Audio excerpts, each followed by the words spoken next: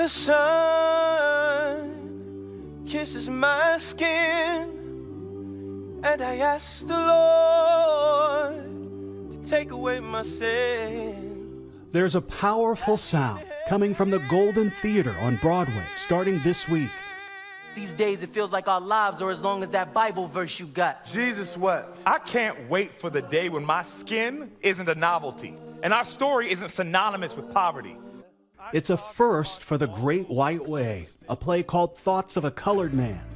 The pages in a playbill have never looked like this before. The entire Broadway cast, the producer, the playwright, and the director are all black men. I'm still figuring out how to be a husband. The marriage isn't easy, just like fatherhood. You just got to work at it. Part poetry, part song, there's a rhythm to the words.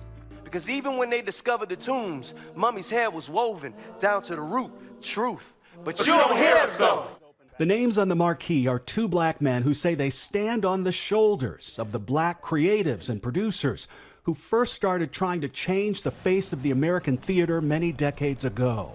Being a native New Yorker, I've walked these streets many a times, you know, and I've seen plenty of billboards, plenty of marquees. I've seen Times Square. I've seen the screens get bigger and bigger over the years, and never would I have thought walking down the street I'd be able to see my name, you know, on a marquee. It's truly a blessing. Yeah, definitely. Yeah. Despite the success of Hamilton and a number of other productions that are both diverse in content and cast, a new visibility report shows that just 20% of shows in a recent season were written by people of color. And in the 2017-18 season, nearly 94% of the directors were white. It's been hard, but it's been a blessing and spiritual to finally get in a room with all black men, a space that we felt safe in to be our authentic self has just been healing, just in the rehearsal process. It's been healing, it's been therapy. Some days feel like church. Now, you come from good stock, as they say. Strong people came before you. And one of Keenan's lines in the play says, "Not the ground we stand on." It's their shoulders. And I think of the men who've come before us, the Ruben Santiagos, the George C. Bush, August the Wilson. Kenny Leons. They are the men that we stand on in order for us to be here today. Absolutely. Yeah. The play tells the story of 7 black men from all walks of American life on a single day in Brooklyn. Teachers, coaches, husbands, friends. Actors and musicians Luke James and Tristan Mack Wilds, who are no strangers to television, are making their Broadway debut. James has 2 Grammy nominations and has starred in a number of films and television movies and played singer Johnny Gill in the New Edition story. Wilds is also a Grammy nominee. What do you mean it doesn't matter? Of course it matters. Who starred in the reboot of 90210 and gave an iconic performance as a troubled middle school student in the HBO series The Wire. What up, so? I don't know, you tell me. Ain't everybody locked up, right? Instead of names, the characters are feelings. I portray passion. And I am anger. I love the idea of the different emotions. Yes. And it's funny because it didn't take me long before I'm like, who am I? You know? Who am I personally? You know? And then, so I'm like, well, I guess I'm happiness, right? Happiness is the gay corporate worker who finds himself having to come out of the closet all over again in a new barbershop, which remains in this story a safe place for critical thinking and black male expression.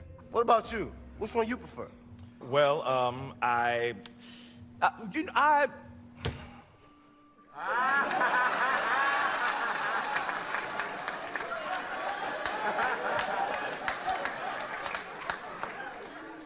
try to avoid situations like this. I can't leave the barbershop. I'm new around here. There's not a black man in America who doesn't know, right? What, you know, the conversations that happen at the barbershop, right? And it's a safe place. Yes. You know. It's our sanctuary. This is one man broken up into 7 characters. So the beauty of it is that if you allow it, you find yourself in all of them. In every single one of them. Every single one. And you start to realize that even though a lot of times we pin names on people, you are this, you're this. This is what you are. You get a chance to see that whatever you pin on somebody, that's not who they are. They aren't a monolith.